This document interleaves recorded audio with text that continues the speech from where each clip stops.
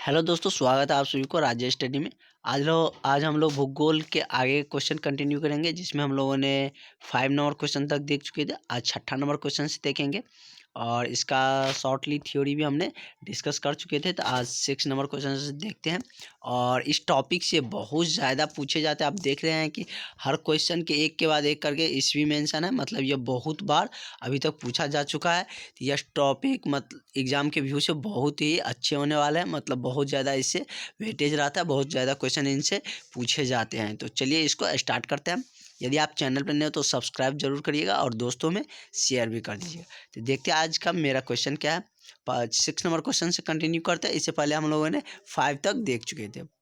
छठा क्वेश्चन कह रहा है कि निम्न में से कौन अजैव संसाधन है। जैव और अजैव के बारे में हम समझाए थे। जैव मतलब जिससे सजीव से संसाधन का निर्माण हो तो वह जैव कहलाता है। अजैव जिससे निर्जीव से संसाधन का निर्माण हो तो वह क्या कहलाता है, अजैव संसाधन। जैसे क्या है, वनस्पति, मत्स्य, खनिज, इनमें से कोई नहीं था। वनस्पति भी क्या हो गया, जैव हो गया। मत्स्य मछली होते हैं, मत्स्य का मतलब मछली भी जैव हो गया, इसमें भी यह भी क्या है, सजीव है। लेकिन खनिज क्या है, निर्जीव है। तो यह क्या हो जाएगा, अजैव संसाधन खनिज हो जाएंगे। तो ऑप्शन नंबर सी मेरा करेक्ट हो जाएंगे इसका। इसके बाद हम 7 नंबर क्वेश्चन देखते हैं, जो कि 2019 में पूछा गया है और बहुत बार पूछा गया है, सारे इसमें मेंशन नहीं किए हैं। ये बहुत ही अच्छे क्वेश्चन है। निम्नलिखित नदियों में से किसे बिहार का शोक कहा जाता है। बिहार का शोक नदी किसे कहा जाता है, तो कोसी को बिहार का क्या कहा जाता है, शोक नदी। यह मतलब ज़्यादा बाढ़ के फ्लडिंग के समय में ज़्यादा नुकसान पहुँचाते हैं बिहार में, तो इसे क्या कहा जाता है, बिहार का शोक नदी कहे जाते हैं। उसके बाद आगे वाला क्वेश्चन देखते हैं, क्वेश्चन नंबर 8 देखते हैं। किस मृदा में एल्युमिनियम उपस्थित होते हैं। जलोढ़ मृदा, काली मृदा, पर्वतीय मृदा या लैटेराइट मृदा। तो एल्युमिनियम की जो उपस्थिति है तो वह किस में होती है, वह काली मृदा में होती है। काली मृदा में क्या पाया जाता है, एल्युमिनियम का मात्रा पाए जाते हैं। तो इसका करेक्ट आंसर कौन हो जाएगा, ऑप्शन नंबर बी हो जाएंगे।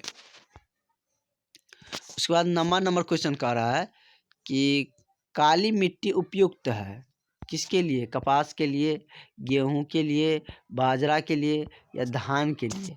तो काली मिट्टी किसके लिए उपयुक्त है, कपास की खेती के लिए काली मिट्टी उपयुक्त है। तो ऑप्शन नंबर ए इसका क्या हो जाएंगे, सही हो जाएंगे। इसके बाद 10 नंबर क्वेश्चन कह रहा है कि सुंदरवन है कहाँ पर, मतलब किस राज्य में सुंदरवन है। केरल में, कर्नाटक में, पश्चिम में या महाराष्ट्र में। तो सुंदरवन कहाँ पे है, पश्चिम बंगाल में। तो इसका करेक्ट आंसर कौन हो जाएगा, ऑप्शन नंबर सी हो जाएंगे। तो चलिए इससे आगे देखते हैं क्या क्वेश्चन कर रहा है। इसके बाद हम 11 नंबर क्वेश्चन देखते हैं, जो कि ये तो 2020 में पूछा भी गया था। 11 नंबर क्वेश्चन कह रहा है कि वृहद क्षेत्र में जल की उपस्थिति के कारण ही पृथ्वी को कहते हैं क्या, मतलब ज़्यादा क्षेत्र में जल की फैलाव होने के कारण पृथ्वी को क्या कहा जाता है, उजला ग्रह, नीला ग्रह, लाल ग्रह या हरा ग्रह। तो क्या कहे जाते हैं पृथ्वी को, जल की उपस्थिति के कारण नीला ग्रह। तो यह इसका करेक्ट आंसर क्या हो जाएगा, ऑप्शन नंबर बी हो जाएंगे। ज़्यादा टफ नहीं है, मतलब ईजिली है। आप ये ऑब्जेक्टिव चीज़ को 2 बार देखिए, एक बार जब अपलोड करते हैं उस समय में, एक बार शाम को आप देख लीजिए, आपको मतलब रिकॉल हो जाएगा। तो आपको मतलब एग्ज़ाम तक रहेगा, एग्ज़ाम में आप अच्छे तरीके से उसे कवर करके आ जाएंगे। उसके बाद नेक्स्ट क्वेश्चन देखते हैं, क्वेश्चन नंबर 12 देखते हैं, जो कि 2018 में पूछा भी गया है। और यह मतलब 2018 ही नहीं, अब तक मतलब बहुत बार यह क्वेश्चन पूछा जा चुका है। तो इसलिए इस सब क्वेश्चन को मतलब जो भी इसमें मेंशन किया है उसको आप ध्यान देकर अच्छा से कवर करें, क्योंकि जो पूछा जा चुका रहता है वो क्वेश्चन बोर्ड एग्जाम बहुत बार रिपीट करते हैं। रिपीटेशन वो मतलब 25-30% क्वेश्चन क्या होता है, रिपीटेशन रहता है, पिछले ईयर से पूछा हुआ ही होते हैं। तो चलिए देखते हैं 12 नंबर क्वेश्चन क्या कर रहे हैं। 12 नंबर कह रहा है कि मेढक के प्रजनन को नष्ट करने वाला रसायन क्या है। मेढक जो प्रजनन करते हैं उसके नष्ट करने के लिए कौन से रसायन जिम्मेदार है, एंड्रिया, बेंजीन, यूरिया या फॉस्फोरस। तो मेढक के प्रजनन को नष्ट करने के लिए कौन से जिम्मेदार है रसायन, एंड्रिया। एंड्रिया के कारण उसके प्रजनन क्या होता है, नष्ट होते हैं। उसके बाद हम देखते हैं, कॉल आ गए थे।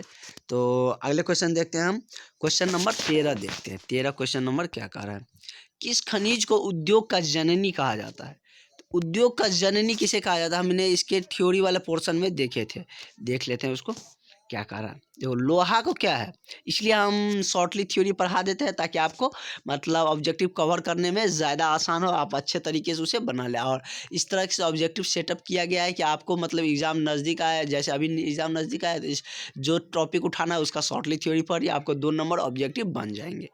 लोहा उद्योग की जननी है। लोहे का अयस्क क्या है? Haematite, magnetite, limonite. और यह सबसे अधिक कहाँ पाया जाता है? कर्नाटक में पाया जाता है। देखिए इससे कितने सारे क्वेश्चन फ्रेम हो सकते हैं। एक तो ये कि उद्योग की जननी किसे कहा जाता है? तो लोहा को कहा जाता है। ये 3 में से कोई एक ऑप्शन दे दिया और दूसरा और 3 को ऑप्शन कोई दूसरा दे दिया और पूछा जाएगा लोहे का अयस्क कौन है?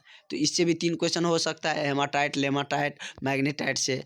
और यह भी क्वेश्चन पूछे ही जाते हैं, आगे भी हैं ऑब्जेक्टिव में कि सबसे अधिक लोहा का उत्पादन कहाँ होता है? तो कहाँ होता है? कर्नाटक में। मतलब एक लाइन से हमको 4-5 क्वेश्चन ऑब्जेक्टिव का फ्रेम हो रहे हैं, बन रहे हैं।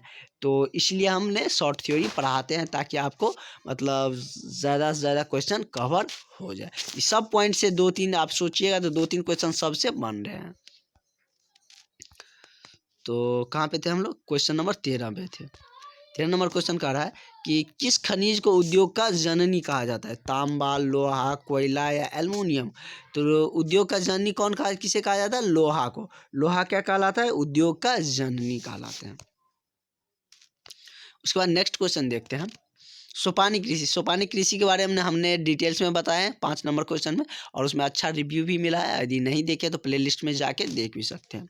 14 नंबर क्वेश्चन कह रहा है कि सोपानी कृषि किस राज्य में प्रचलित है? हरियाणा, पंजाब, बिहार, उत्तराखंड, जो कि 2018 में पूछा भी गया है। तो सोपानी कृषि कहाँ पर से प्रचलित है? उत्तराखंड में। जहाँ पे पर्वतनुमा ढलाव होता है ना, तो वहाँ पे मिट्टी के कटाव को रोकने के लिए, यदि पानी झरने से आ रहा है तो मिट्टी के कटाव के रोकने के लिए क्या किया जाता है? यानी कि सिंचाई खेती की जाती है। ऐसे ऐसे रेरा पार के किया जाता है ताकि पानी का बहाव आएगा तो यहाँ पे गड्ढा में फंसेगा तो मतलब मिट्टी को वो बहा के नहीं ले जाएगा। यहाँ पे रुका, फिर यहाँ रुका, फिर यहाँ रुका, तो फिर सिर्फ पानी बहाएगा और मिट्टी का कटाव कम होगा। इसलिए पानी कृषि की जाती है और इसको डिटेल्स में हमने लॉन्ग क्वेश्चन में देख चुके हैं। तो यदि आप नहीं देखे हैं तो वहाँ जाके देख भी सकते हैं, प्ले लिस्ट में अवेलेबल है। उसके बाद 15 नंबर क्वेश्चन कर रहा है कुल जल का कितना प्रतिशत भाग महासागरों में निहित है? मतलब पृथ्वी में जितना जल है उसका कितना प्रतिशत भाग महासागर में मतलब उसमें समाये हुए हैं? तो 96.6% किस में है? महासागर में जल का भाग उपस्थित है। मतलब 96.6% महासागर में ही जल रहते हैं। उसके बाद नेक्स्ट क्वेश्चन देखते हैं। मरुस्थलीय मृदा का विस्तार निम्न में से कहाँ हुआ है?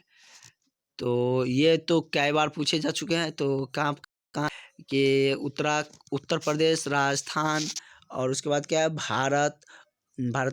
कर्नाटक, उसके बाद है महाराष्ट्र।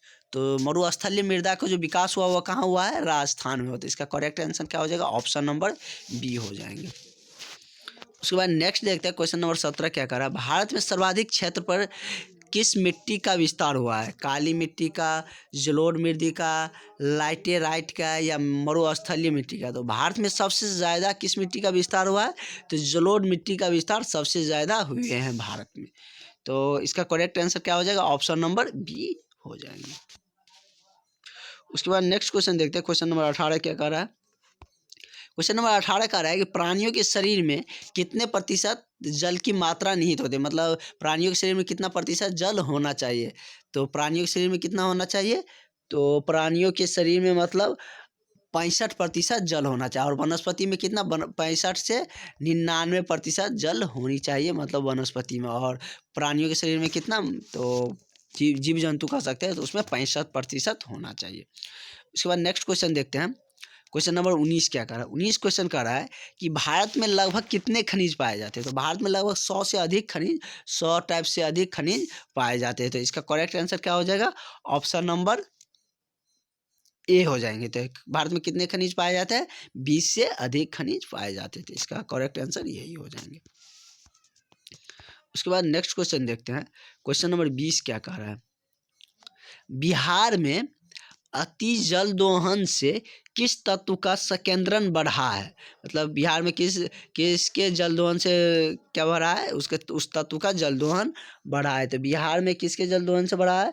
तो आर्सेनिक के जल दोहन से उसके केंद्रन सकेंद्रन क्या हुआ है, बढ़ा है, जो कि 2018 में आपसे पूछा भी जा चुका है। तो यह क्वेश्चन आप मतलब ध्यान में रख सकते हैं और इसे मतलब अच्छे तरीके से कवर भी कर सकते हैं। देखते हैं, और इस टॉपिक में बहुत ज़्यादा क्वेश्चन है, मतलब 65 क्वेश्चन लगभग है। तो क्योंकि इस टॉपिक से ज़्यादा क्वेश्चन पूछे जाते हैं, तो इसलिए ज़्यादा इसमें क्वेश्चन भी दिए हैं, इसलिए इसमें ज़्यादा क्वेश्चन कराएंगे भी। तो चलिए 10 मिनट तो पूरने वाला है, थोड़ा ज़्यादा भी देख लेते हैं, 25 नंबर क्वेश्चन तक देखते हैं। एशिया के सबसे बड़ा परमाणु विद्युत घर गृह कहाँ पे है? तो एशिया के सबसे बड़ा परमाणु विद्युत गृह कहाँ है? तारापुर में। तारापुर में एशिया के सबसे बड़ा परमाणु विद्युत गृह है। तो नेक्स्ट क्वेश्चन देखते हैं, क्वेश्चन नंबर 22 क्या कर रहा है? बिहार में कितने प्रतिशत भौगोलिक क्षेत्र में वन का विकास हुआ है? तो बिहार में केवल 7% ही क्षेत्र, मतलब भौगोलिक क्षेत्र मतलब जमीन वाले क्षेत्र में क्या हुआ है, एक होता है समुद्री क्षेत्र, एक भौगोलिक क्षेत्र होता है। तो भौगोलिक क्षेत्र कितने, मतलब 7% ही, मतलब समझ सकते कितने कम वन का विकास हुआ है बिहार में, मतलब 7% ही भौगोलिक क्षेत्रों में वन का फैलाव है। और धीरे धीरे क्या होता है, वन का विनाश होते हैं, लोग कटाई करता है ज़्यादा से ज़्यादा, मतलब वनों को काट देते हैं, जिसके कारण वनों का ज़्यादा से ज़्यादा क्या हुआ, मतलब फैलाव उसका कम होते जा रहा है, जो कि 2018 ही नहीं, ये क्वेश्चन बहुत बार पूछा भी गया है। इसमें सब क्वेश्चन बहुत इंपॉर्टेंट है, सब क्वेश्चन भी है, आप उसे मतलब अच्छे से पढ़ सकते हैं, क्योंकि इससे बहुत ज़्यादा क्वेश्चन आते हैं। आप देख सकते हैं कितने क्वेश्चन आ रहे हैं। 23 नंबर क्वेश्चन कर रहा है, किस राज्य में वन का विस्तार अधिक हुआ है? कर्नाटक, उत्तर प्रदेश, मध्य प्रदेश या केरल? तो सबसे अधिक जो वन का विकास हुआ कहाँ पे हुआ? मध्य प्रदेश में। तो इसका करेक्ट आंसर क्या हो जाएगा? ऑप्शन नंबर सी हो जाएंगे। उसके बाद 24 नंबर क्वेश्चन कर रहा है, एल्युमिनियम बनाने के लिए किस खनिज की आवश्यकता पड़ती है? तो एल्युमिनियम बनाने के लिए किसका? बॉक्साइट की आवश्यकता पड़ती है। तो इसका करेक्ट आंसर क्या हो जाएगा? ऑप्शन नंबर ए हो जाएंगे, जो कि 2018 में पूछा भी गया। एल्युमिनियम बनाने के लिए किस खनिज की आवश्यकता पड़ती है? बॉक्साइट खनिज की। 25 नंबर क्वेश्चन देख रहे हैं, क्या कर रहा है, सर्वोत्तम कोयला का प्रकार कौन सा है? लिग्नाइट, एंथ्रासाइट, पीट या बिटुमिनस? मतलब सर्वोत्तम कोयला, मतलब सबसे अच्छी किस्म का कोयला किसको माना जाता है? एंथ्रासाइट को माना जाता है, जो कि जिसमें इसमें लौ ज़्यादा होता है, मतलब अच्छे तरीके से ये जलता है, मतलब धुआं कम देता है। पीट और बिटुमिनस सबसे लो किस्म का मतलब इसका कोयले का प्रकार होते हैं, मतलब सबसे लो क्वालिटी का यह कोयला होते हैं। मतलब कोयले में भी प्रकार होते हैं, जैसे लिग्नाइट हो गया, एंथ्रासाइट हो गया, पीट हो गया, बिटुमिनस हो गया, ये सब क्या है, मतलब कोयला का टाइप्स है। ये टोटल 4 टाइप्स के हैं, और सबसे सर्वोत्तम सबसे अच्छा कोयला माना जाता है, तो वो कौन सा है? एंथ्रासाइट है। तो चलिए इसके लिए रहने देते, आज के लिए इतना ही। इससे आगे हम नेक्स्ट वीडियो में कंटिन्यू करेंगे। तो देखते रहिए राज्य स्टडी, आपको मतलब बहुत अच्छे तरीके से कवर कराने वाले हैं। और प्रैक्टिकल के रिलेटेड यदि कोई क्वेरी आ रहा है, कोई प्रॉब्लम आ रहा है, तो आप कमेंट कर सकते हैं। वैसे प्रैक्टिकल का सारे कुछ हम बता देंगे। और आप लोग एडमिट कार्ड भी डाउनलोड कर सकते हैं, एडमिट कार्ड मतलब आ गया है आप लोगों का। और दोस्तों में शेयर ज़रूर करिए, मतलब जितना % लोग देखते हैं, सब्सक्राइब बहुत कम हो रहा है, तो इसलिए आप लोगों से शेयर करने के लिए, मतलब अपने दोस्तों में शेयर भी करिए, ताकि हमें भी मोटिवेशन मिले और आपको अच्छे से, मतलब हम भी मेहनत करके आपको अच्छे से सब कुछ कवर करें। Thank you.